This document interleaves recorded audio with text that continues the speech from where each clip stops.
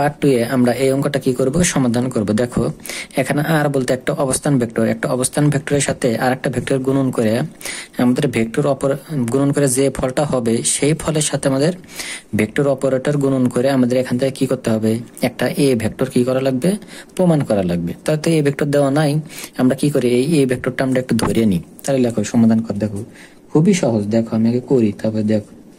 দেখো সমাধান ধরি ধরো এ ভেক্টর, এই যে চিহ্ন দিলাম এ ভেক্টর। তাহলে প্রথমে কি থাকে, একটা সংখ্যা থাকে, তো সংখ্যা তো নাই, তাহলে আমরা এখানে এ ব্যবহার করলাম, এ আই ক্যাপ, তারপরে ধরো এটা A1 দিলাম, A1 না দিলে এটা বি দেওয়া লাগবে, সি দেওয়া লাগবে, তাহলে A1, এটা A2, কারণ তোমাদের বইয়ের সাথে মিলাবো, A2 জে ক্যাপ প্লাস কত A3, এটা কি দিবা তোমরা কে ক্যাপ। আমরা একটা ভেক্টর কি করলাম, ধরে নিলাম। ধরে নেওয়ার পরে তারপর আমরা যা জানি, এই যে ডেল এর মান আমরা জানি, আর অবস্থান ভেক্টর, এই দুইটা তো আমাদের মুখস্থ মান, এই দুইটা আমরা একটু লিখে নিই। দেখো আমরা জানি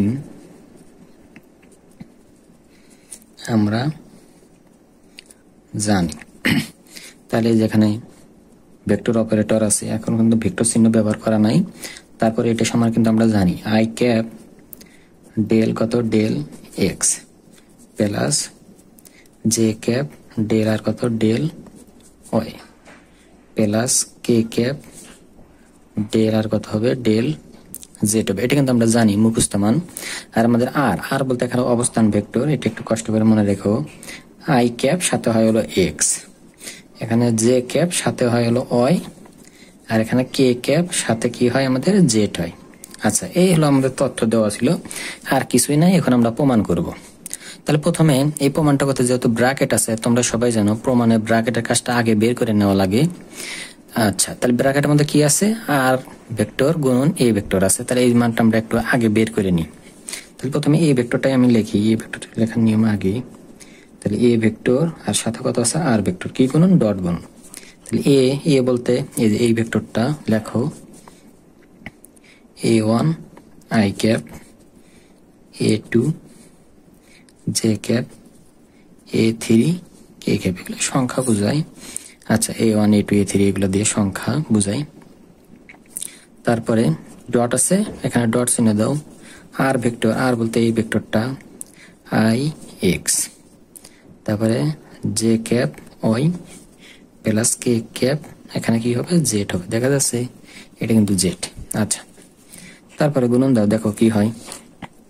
তাহলে আই মিলে গেল, তাহলে কি থাকলো এক্স, আর এখানে কি থাকলো A1, তাহলে A1 আর কি থাকলো আমাদের এক্স থাকলো। তাহলে অনুরূপভাবে এটা দাও, জে আর জে মিলে গেল, তাহলে এখানে কি আছে A2 আর এখানে কি আছে ওয়াই, A2 ওয়াই, তাহলে ওটা অনুরূপভাবে কি হবে A3 কত হবে জেড হবে। তাহলে আমরা ব্র্যাকেটের মানটা কি করলাম, বের করলাম।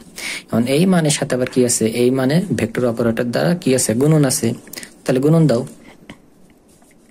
তাহলে আমরা তুলি আগে, তাহলে আমাদের ভেক্টর অপারেটর আর ভেক্টর ইন্টু কত এ ভেক্টর। আচ্ছা, লিখলাম। লেখার পর এই মানটা ভেক্টর অপারেটর সমান কোনটা, এই যে এটা লেখো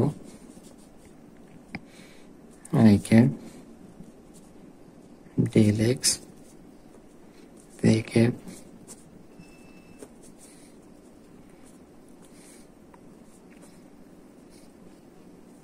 লিখলাম। লেখার পর কি ডট আছে, আমরাও ডট দিলাম। আর এই মানটা তো আমরা প্রথমে বের করলাম, এই যে এই মানটা লেখো A1 x A2 Y plus A3 কত জেড লিখলাম।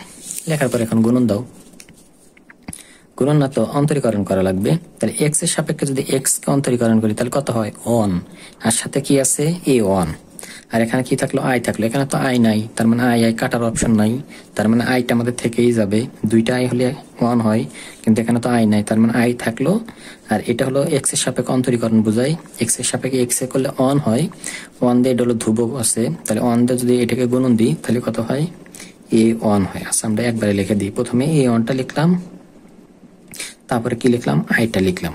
আচ্ছা, আবার এই জিনিসটা যদি এগুলোকে দিয়ে গুণন মানে অন্তরীকরণ করে তাহলে 0 হবে, কারণ আমরা এক্স এর সাপেক্ষে এক্স কে অন্তরীকরণ করা লাগে, আর বাদ বাকি যা থাকে 0 হয়, ওগুলো আমি আর লিখলাম না। আচ্ছা, তাহলে প্লাস, তাহলে ওয়াই আর জে এর অংশ হলো এই যে মাঝখানের অংশ, তাহলে আমাদের কি থাকবে ওয়াই সাপেক্ষে ওয়াই কে করলে কত হয় 1, এখানে কত থাকলো a2 আর এখানে কি জে ক্যাপটা আমরা কি লিখলাম পরে লিখলাম, আর বাদ বাকি যদি করলে ওটাকে 0 হয়ে যাবে।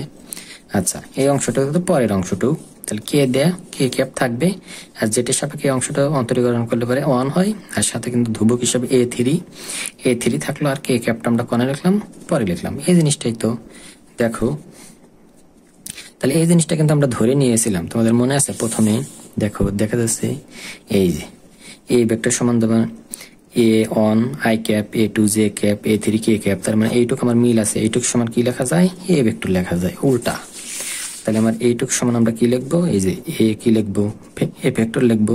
তাহলে এই জিনিসটাই তো আমাদের কি করতে বলছে বলো তো, প্রমাণ করতে বলছে। এই যে এটা সমান আমাদের কি হওয়া লাগবে a হওয়া লাগবে, তো আমাদের প্রমাণটা হয়ে গেল। তাহলে লিখে দাও অতএব ভেক্টর অপারেটর অবস্থান ভেক্টর আর ডট এ ভেক্টর সমান কত হয় আমাদের এ ভেক্টর। এটাই আমাদের কি বলতো প্রমাণিত। তোমরা যেভাবে করো সেইভাবেই হবে, আমি যে এইভাবে করলাম দেখে এইভাবেই করা লাগবে তার কোনো মানে নাই। তুমি প্রথমে এটা দিয়ে এটাকে গুণন দিতে পারতে, এটা দিয়ে এটাকে গুণন দিতে পারতে, ভেঙে ভেঙে করতে পারতে, মানে করলেই হলো।